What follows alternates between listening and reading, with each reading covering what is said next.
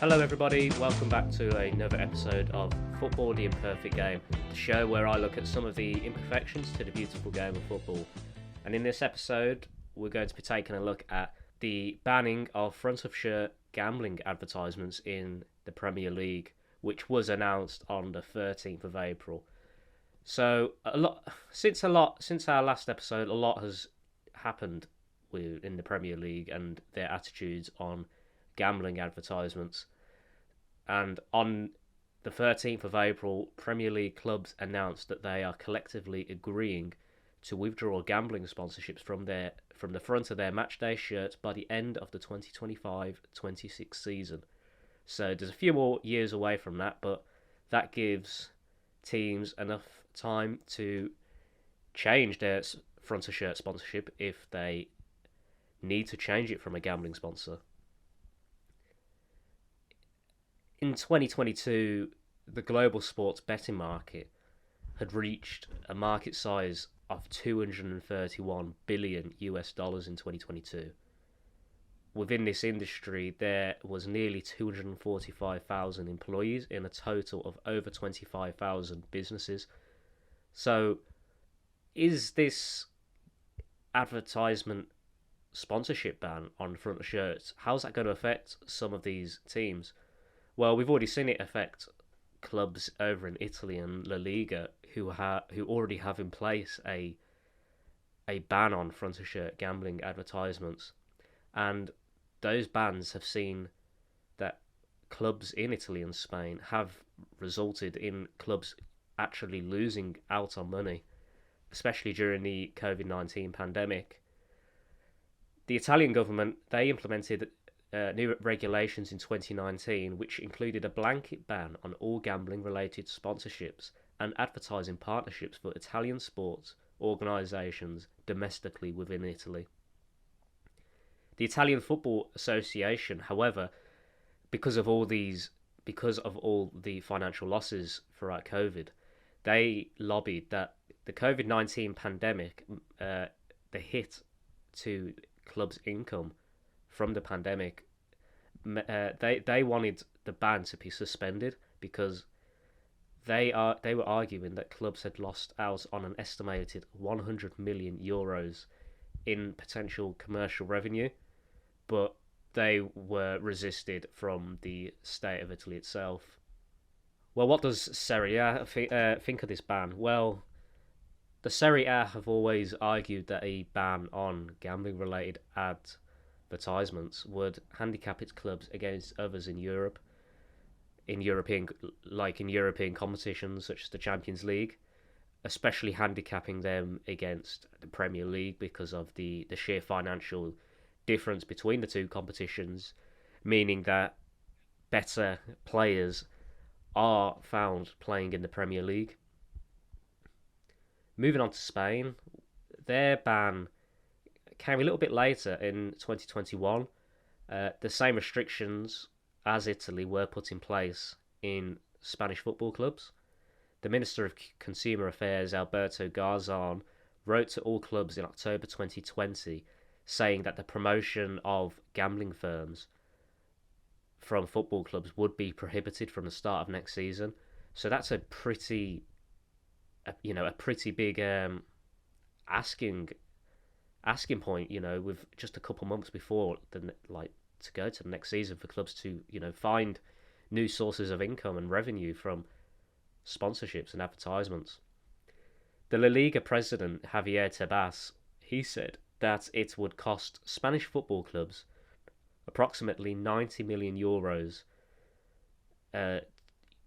if this ban was to come in place, which it has.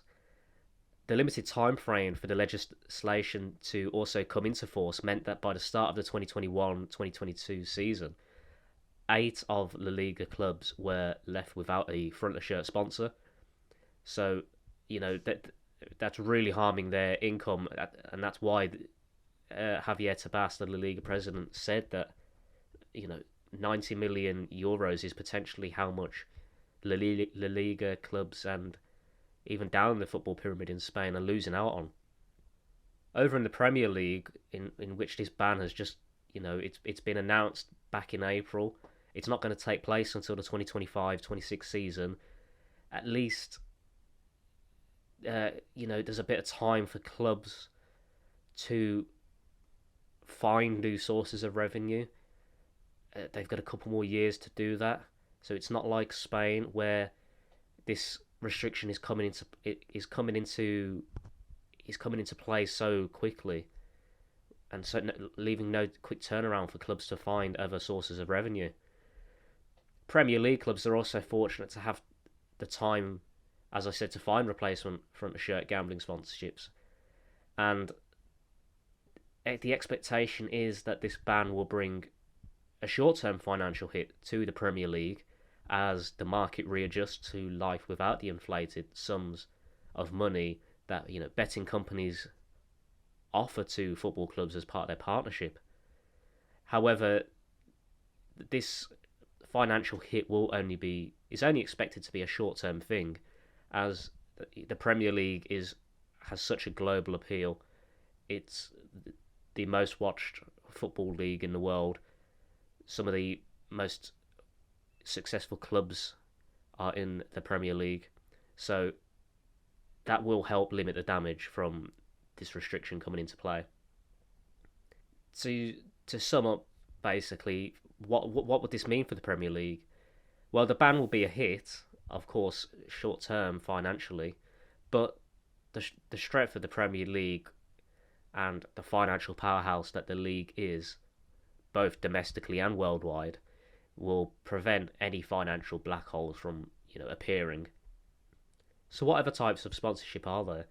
Well, an analysis of the highest ranking 50 football clubs in Europe showed that the top 5 industry sponsors for 2019 in terms of investment value were actually airlines, automotive firms, internet services, financial services, and telecoms companies. This data is according to Statista. So, what would this mean? Well, a lot you might be seeing, but based on them stats there, you might be seeing more airline and automotive firms sponsoring the front of shirts in the Premier League. Emirates are pretty heavily involved within football sponsorship. They've had they've got loads of partnerships with various top clubs in European football. Over in France, they're the front of shirt sponsors for Olympique Lyon in the first division of French football.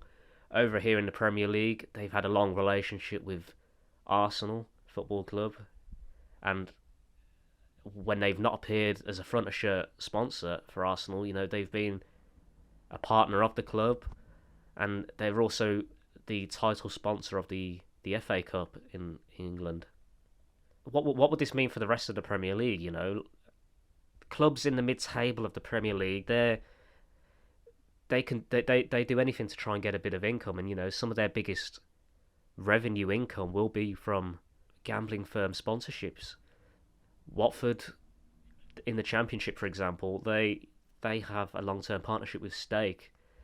Everton the same as well. Crystal Palace have had lots of various gambling company sponsorships. These are all foreign gambling firms who are using white label techniques to try and get around and advertise. What's this going to mean for clubs in the short term in the Premier League at the bottom end of the table? Because some of these deals are worth up to 10 million or something. Betway's partnership with West Ham a few seasons ago was the biggest gambling firm front of shirt sponsorship in English football, and that was estimated to be 10 million British pounds.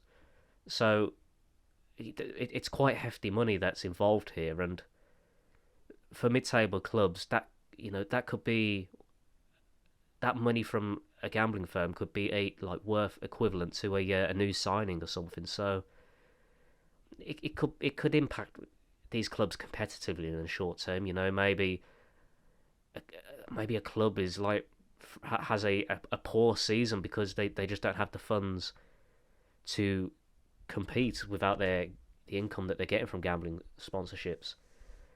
But in the long term, as the research says, it's going to be the Premier League clubs are going to be fine.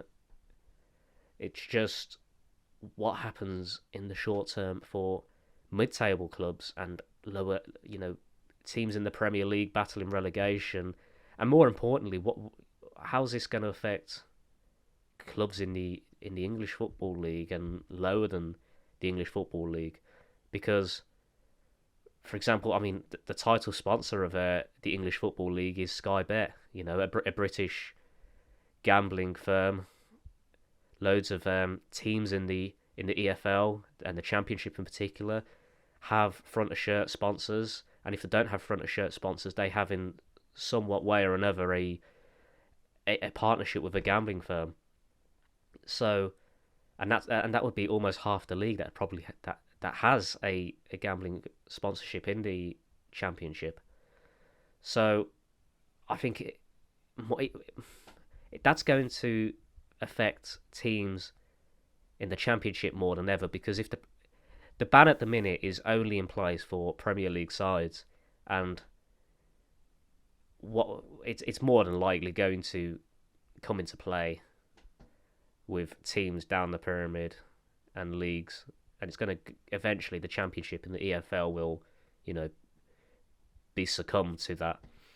So it's a little financially, it's a little bit of a worrying time really for clubs outside the Premier League, because they're sort of looking at this and thinking, this could severely harm a couple clubs in the English Football League.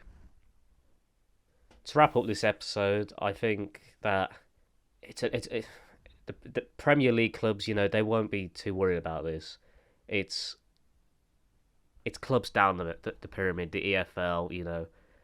They're probably some clubs are probably watching this thinking, are probably watching this news and thinking, how's this going to affect us? Competitively, I think you're going to see maybe like one or two teams, have a poor season or two, because of the ability that this is just going to have to really harm transfers in the short term. As I said, the West Ham site, the West Ham Betway betting front of shirt sponsorship, that's worth 10 million. That's equivalent to a player for like some mid table Premier League signs, and it's probably worth about 2 or 3 players in the Championship alone. So those teams and fans, I'd imagine, are probably nervous, but as anything, there's probably going to be,